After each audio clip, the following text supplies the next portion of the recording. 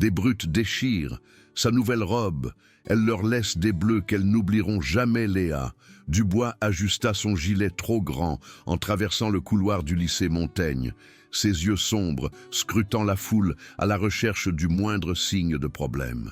Du haut de ses à peine 1,50 m, avec une silhouette frêle qui semblait se fondre dans ses vêtements amples, elle avait maîtrisé l'art de l'invisibilité.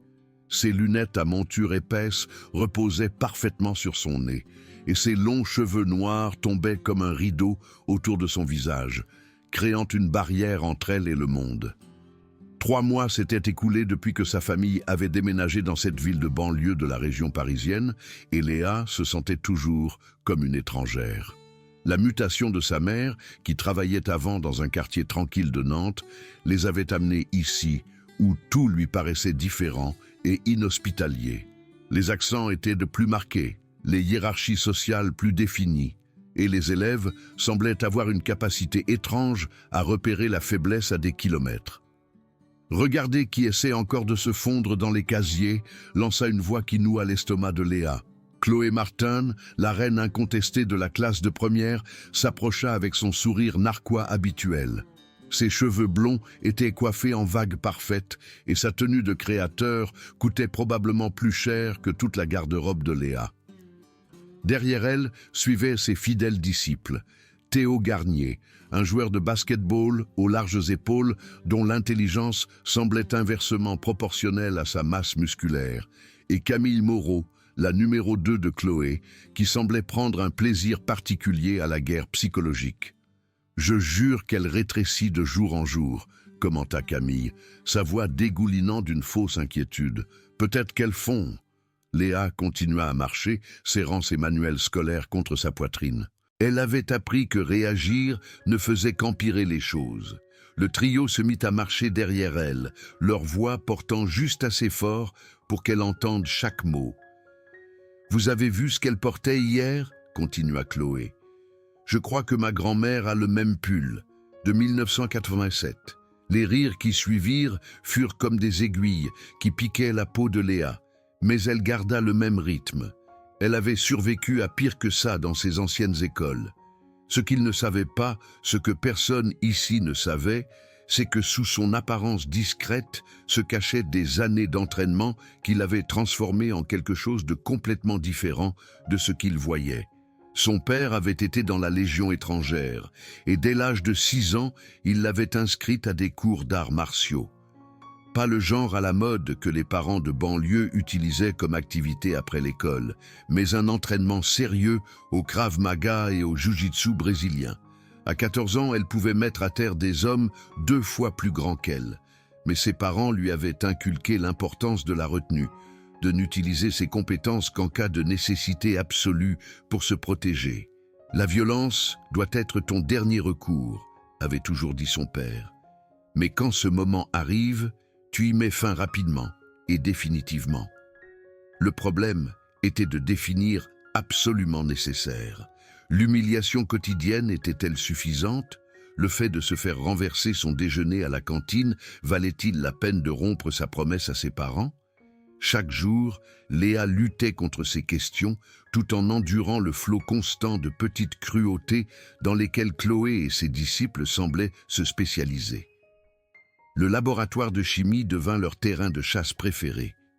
Monsieur Dupont, leur professeur, était connu pour sortir pendant les expériences, laissant les élèves sans surveillance. C'est pendant l'une de ces absences que Chloé découvrit à quel point elle aimait rendre la vie de Léa misérable de manière plus créative. « Oups !» dit Chloé en bousculant délibérément le poste de travail de Léa, faisant couler des produits chimiques sur son cahier. « Quelle maladresse de ma part !» Léa regarda des mois de notes se dissoudre en un gâchis illisible. Elle leva les yeux vers Chloé, qui affichait une expression d'innocence exagérée, et sentit quelque chose se déplacer dans sa poitrine. Pendant un instant, elle calcula l'angle et la force exacte nécessaire pour mettre Chloé au sol. 2 secondes, c'est tout ce qu'il faudrait. Au lieu de cela, elle attrapa des essuie-tout et commença à nettoyer le désordre. « Tu sais, dit Chloé, se penchant plus près, J'ai entendu dire que ta famille a déménagé ici parce que ton père a été viré de son dernier emploi. C'est pour ça que tu t'habilles comme si tu faisais tes courses dans les friperies ?» Le mensonge piqua plus que Léa ne s'y attendait. Son père avait pris une retraite anticipée pour s'occuper de son grand-père qui luttait contre le cancer. Le déménagement en région parisienne était une question de famille, pas d'échec. Mais expliquer cela nécessiterait de réagir, et réagir empirait toujours les choses. « Je crois que j'ai touché un point sensible », intervint Camille, remarquant le léger resserrement autour des yeux de Léa. « Regardez, elle est sur le point de pleurer. » Mais Léa ne pleura pas. Elle avait appris il y a longtemps que les larmes étaient des munitions pour les gens comme Chloé. Au lieu de cela, elle finit de nettoyer et se déplaça vers un autre poste de travail, laissant les trois autres trouver un autre divertissement. Le schéma se poursuivit pendant des semaines. Léa arrivait à l'école, naviguait dans ses cours en évitant la confrontation, déjeunait seule à la bibliothèque et comptait les minutes jusqu'à ce qu'elle puisse rentrer chez elle, dans la sécurité de la maison que sa famille louait. Ses parents remarquèrent le changement dans son comportement, mais l'attribuèrent aux défis normaux de l'adaptation à une nouvelle école. Tout changea un mardi de fin octobre, lorsque Léa décida de porter quelque chose de différent. Sa mère lui avait acheté une robe pour son anniversaire, une pièce bleu marine simple mais élégante qui lui allait bien et lui donnait confiance en elle pour la première fois depuis des mois. Elle l'avait associée à des talons bas et avait même laissé ses cheveux détachés, pensant que peut-être, juste peut-être, elle pourrait prendre un nouveau départ. La matinée commença assez bien. Quelques élèves qu'elle ne connaissait pas lui sourirent dans le couloir, et elle aperçut son reflet dans un miroir des toilettes et ne détourna pas immédiatement le regard. Pour la première fois depuis son arrivée à Montaigne, elle eut l'impression qu'elle pourrait réellement avoir sa place quelque part. Puis elle le vit. Mathieu Leclerc était assis seul à une table d'angle à la cantine, esquissant quelque chose dans un cahier tout en mangeant un sandwich. Il était discret comme elle, mais il y avait quelque chose de différent dans son silence. Il semblait choisi plutôt qu'imposé. Ses cheveux bruns tombaient sur son front alors qu'il se concentrait, et quand il leva les yeux et la surprit en train de le regarder, il sourit. C'était un vrai sourire, pas la grimace polie à laquelle elle s'était habituée. Pour des raisons qu'elle ne pouvait expliquer, Léa se retrouva à marcher vers sa table. « Cette place est prise ?» demanda-t-elle, se surprenant par son audace. « Elle l'est maintenant », répondit Mathieu, refermant son cahier. « Je suis Mathieu. Je ne crois pas qu'on se soit officiellement rencontrés. » Léa. « Et non, on ne s'est pas rencontrés. » Ils parlèrent pendant toute la pause déjeuner de tout et de rien, des livres, des films, de la façon dont la lumière frappait les arbres à l'extérieur des fenêtres de la cantine. Mathieu était un artiste, et il voyait la beauté dans des choses que la plupart des gens négligeaient. Quand il parlait de ses dessins, tout son visage s'illuminait, et Léa se surprit à rire sincèrement pour la première fois depuis des mois. « Tu as un rire magnifique », dit Mathieu quand la cloche sonna. « Tu devrais le faire plus souvent. » Léa sentit la chaleur monter à ses joues. « Peut-être que je le ferai. » Alors qu'ils ramassèrent leurs affaires, Mathieu hésita un instant avant de reprendre la parole. « Tu aimerais peut-être qu'on s'assoie ensemble demain ?»« J'aimerais bien, » dit Léa, et elle le pensait. Elle flotta à travers ses cours de l'après-midi, repassant leurs conversations et imaginant les futurs. Pour la première fois depuis son arrivée à Montaigne, elle se sentait vraiment heureuse. Ce sentiment dura jusqu'à ce qu'elle atteigne son casier à la fin de la journée. Chloé l'attendait, mais cette fois, elle n'était pas seule. Théo et Camille la flanquaient, mais il y avait aussi 3 autres élèves que Léa ne reconnaissait pas, des plus grands qui avaient l'air d'aimer causer des problèmes. « Tiens, tiens !» dit Chloé, sa voix portant un ton menaçant. « Regardez qui a décidé de se déguiser aujourd'hui. » La main de Léa se dirigea instinctivement vers la combinaison de son casier, mais Théo s'avança, lui bloquant le passage. « On t'a vu te faire des amis avec le taré de l'art », ajouta Camille. « Comme c'est mignon, les 2 bizarres se sont trouvés. »« J'ai entendu dire qu'il t'aimait bien », continua Chloé, tournant autour de Léa comme un prédateur. Dommage qu'il va voir ce que tu es vraiment. » Avant que Léa ne puisse réagir, Chloé attrapa le tissu de sa robe à l'épaule. Le bruit du tissu qui se déchire résonna dans le couloir alors que la couture se fendit. Mais Chloé n'avait pas fini. Elle attrapa une autre section et tira, créant une déchirure irrégulière qui exposa la bretelle du soutien-gorge de Léa.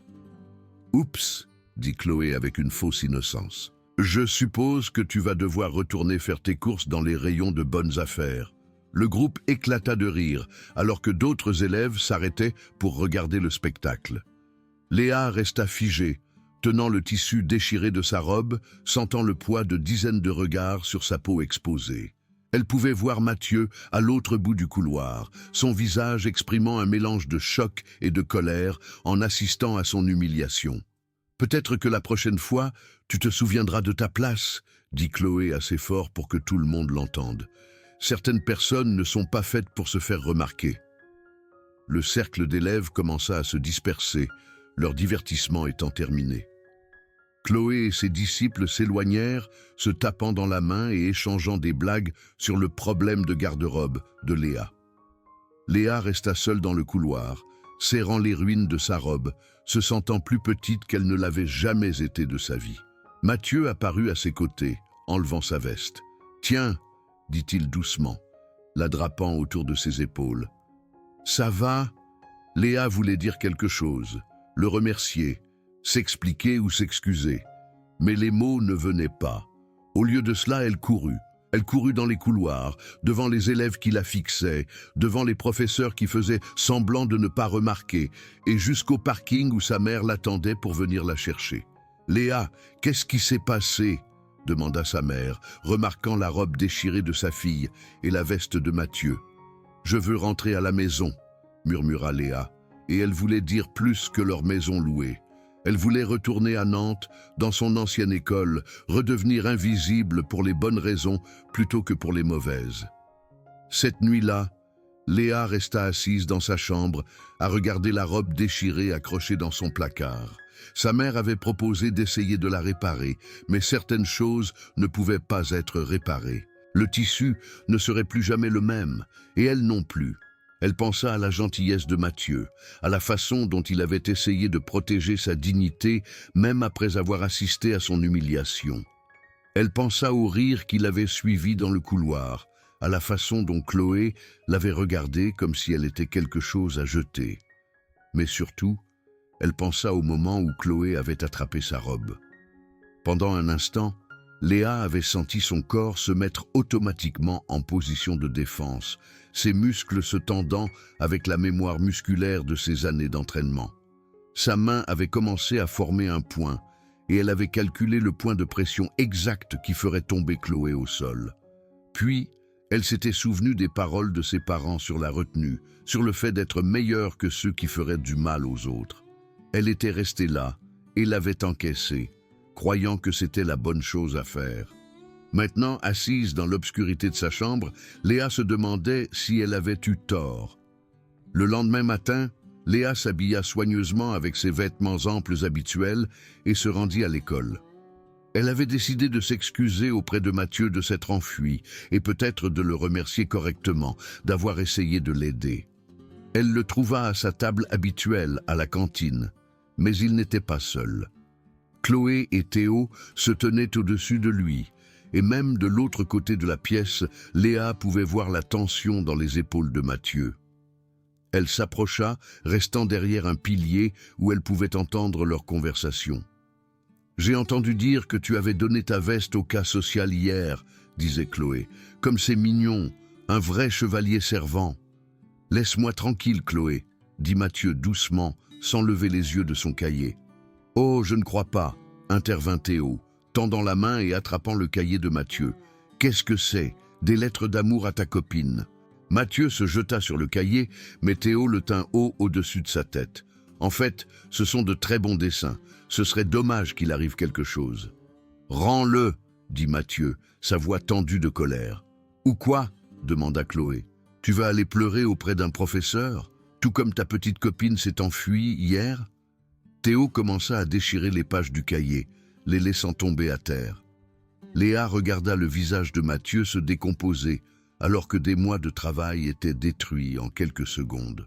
Les autres élèves de la cantine avaient remarqué l'agitation, mais comme toujours, ils se contentèrent de regarder. « S'il te plaît, » dit Mathieu, et la qualité brisée de sa voix fit craquer quelque chose à l'intérieur de Léa. Elle avait enduré des mois d'humiliation parce qu'elle croyait à la retenue, au fait d'être meilleure que ses bourreaux. Mais en regardant Chloé et Théo détruire quelque chose qui apportait de la joie à Mathieu, en voyant la douleur dans ses yeux alors que ses œuvres d'art étaient éparpillées sur le sol, Léa réalisa qu'elle s'était trompée sur toute la ligne.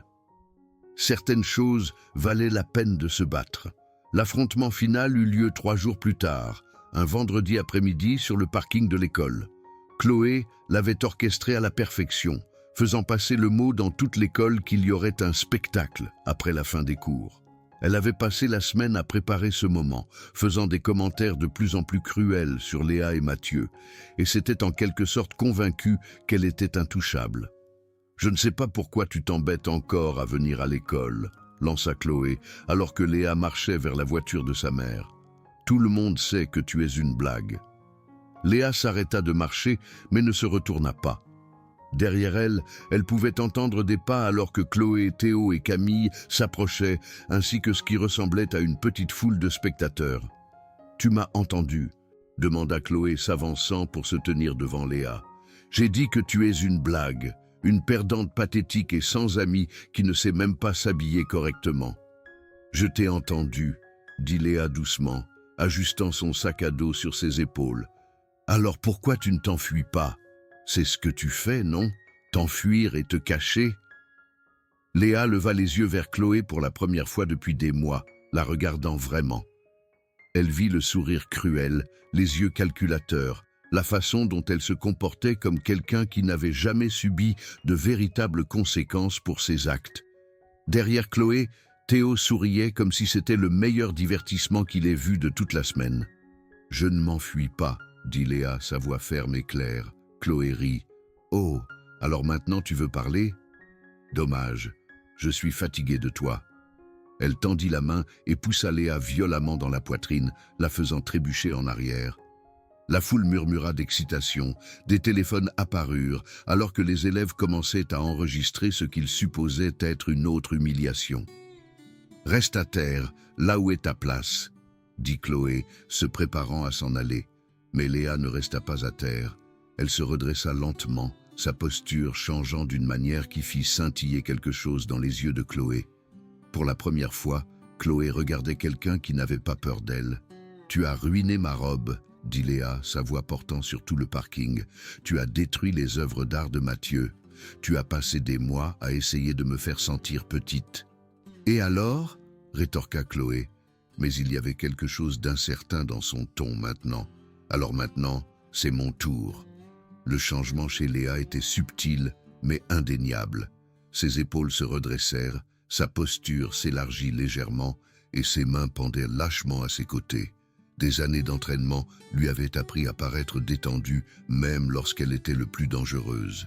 Chloé dut sentir quelque chose parce qu'elle regarda Théo pour obtenir du renfort. « Tu vas la laisser me parler comme ça ?» Théo s'avança, son avantage de taille évident pour tous les spectateurs. « Tu l'as entendu ? Recule, monstre !» Il tendit la main pour attraper l'épaule de Léa, le même geste qui avait fonctionné d'innombrables fois auparavant sur d'innombrables autres victimes. Mais cette fois, sa main n'entra jamais en contact. Léa bougea plus vite que personne ne l'aurait cru possible. Elle attrapa le poignet de Théo, le tordit à un angle qui le fit crier, et utilisa son propre élan pour l'envoyer s'écraser contre une voiture voisine.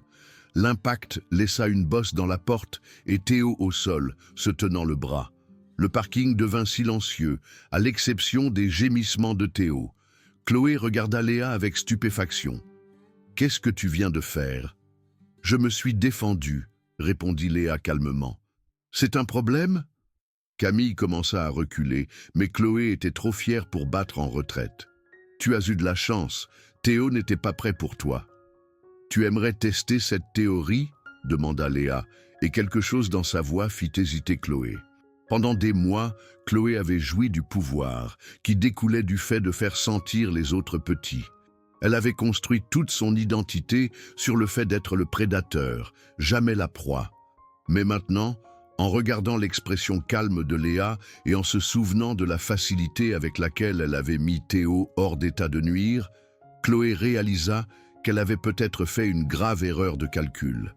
« Tu ne peux pas attaquer les gens comme ça, dit Chloé, mais sa voix manquait de sa confiance habituelle. « Comme tu m'as attaqué, demanda Léa.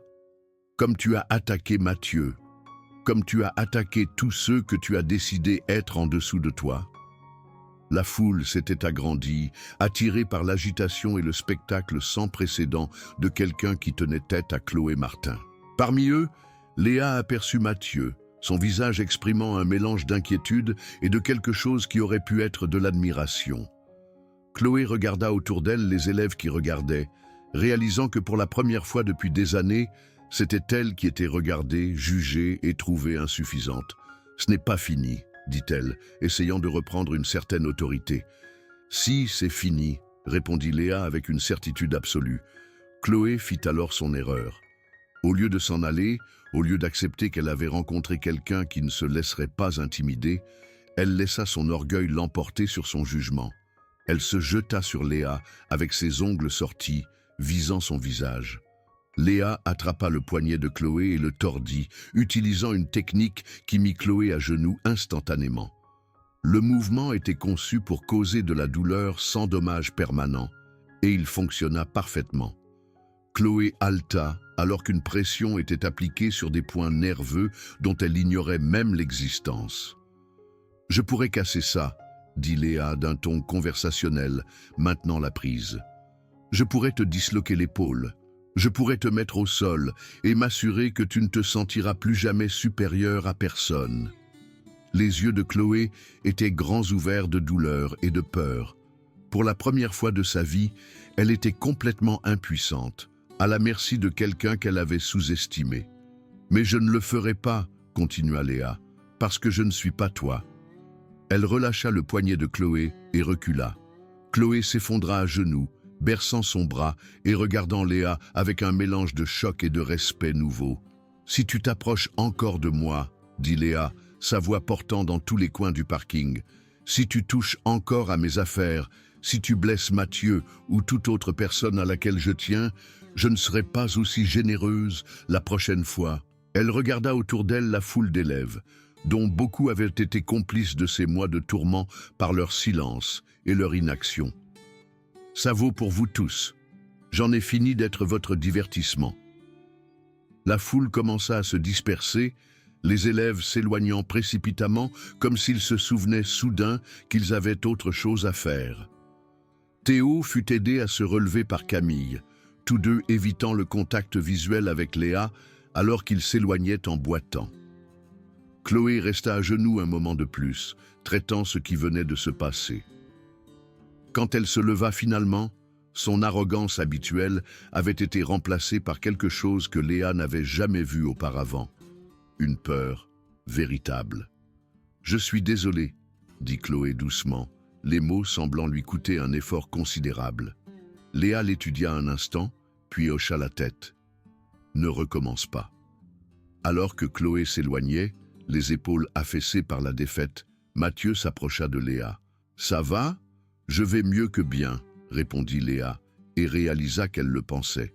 « Je n'arrive pas à croire que tu as fait ça, » dit Mathieu, secouant la tête d'étonnement. « Où as-tu appris à te battre comme ça ?»« Mon père m'a appris, » dit Léa simplement. « Il a toujours dit que je ne devais l'utiliser que si je n'avais pas d'autre choix. » « Et aujourd'hui, tu n'avais pas le choix ?» Léa réfléchit sérieusement à la question. « Aujourd'hui, j'ai réalisé que parfois, se défendre et défendre les gens auxquels on tient est le seul choix qui compte. » Mathieu sourit, le même sourire sincère qui avait fait battre son cœur plus vite à la cantine. « Merci de m'avoir défendu aussi. Merci d'avoir été gentil avec moi quand personne d'autre ne l'était. » Ils marchèrent ensemble vers les voitures de leurs parents, et pour la première fois depuis son arrivée au lycée Montaigne, Léa eut l'impression de marcher vers quelque chose au lieu de s'en éloigner. Le lundi suivant, Léa arriva à l'école et constata que tout avait changé. Les élèves qui l'avaient auparavant ignorée hochaient maintenant la tête respectueusement dans les couloirs. Les professeurs qui avaient fermé les yeux sur ses tourments semblaient maintenant la voir réellement. Et Chloé Martin, autrefois la reine incontestée de l'école, déjeunait seule à une table d'angle, ses anciens disciples ayant mystérieusement découvert d'autres intérêts. Léa ne prenait pas plaisir à la chute de Chloé, mais elle ne pouvait nier la satisfaction de traverser les couloirs sans crainte. Elle avait appris que parfois, la seule façon d'arrêter un tyran était de lui montrer qu'on n'était plus disposé à être une victime. Mathieu la rejoignit au déjeuner, et ils parlèrent d'art, de livres et d'avenir. D'autres élèves, encouragés par son exemple, commencèrent à tenir tête à leur propre bourreau. La hiérarchie sociale de l'école, construite sur la peur et l'intimidation, commença à s'effondrer. « Tu sais, » dit Mathieu un après-midi alors qu'ils se rendaient à leur casier, « je pense que tu as changé plus que ta propre situation. » Léa regarda autour d'elle le couloir, notant les changements subtils de comportement, la façon dont les élèves se comportaient avec un peu plus de confiance. Peut-être, mais je pense que la capacité de changer a toujours été là. Parfois, les gens ont juste besoin de voir que c'est possible. Et parfois, ils ont besoin de voir qu'il y a des conséquences à la cruauté, ajouta Mathieu. Léa hocha la tête, pensant aux mois d'humiliation qu'elle avait endurés avant de finalement passer à l'action. « J'aurais aimé le faire plus tôt. »« Tu l'as fait quand tu étais prête, » dit Mathieu doucement. « C'est ce qui compte. » Alors qu'ils atteignaient leur casier, Léa aperçut Chloé à l'autre bout du couloir. Leurs yeux se croisèrent un instant, et au lieu de la haine ou de la peur habituelle, Léa vit quelque chose qui aurait pu être de la compréhension. Chloé hocha légèrement la tête, non pas en signe de soumission, mais en reconnaissance d'une leçon apprise. Léa hocha la tête en retour, puis se tourna vers Mathieu. « Tu veux qu'on s'assoie ensemble au déjeuner encore ?»« Toujours, » répondit-il. Et Léa sut qu'elle avait enfin trouvé sa place au lycée Montaigne. La fille discrète qui s'était autrefois rendue invisible avait appris que parfois, la chose la plus puissante que l'on puisse faire est de se lever et d'être vue. Et ce faisant, elle avait découvert que la force ne consistait pas à faire sentir les autres petits, mais à refuser de laisser quiconque vous faire sentir de cette façon à votre sujet.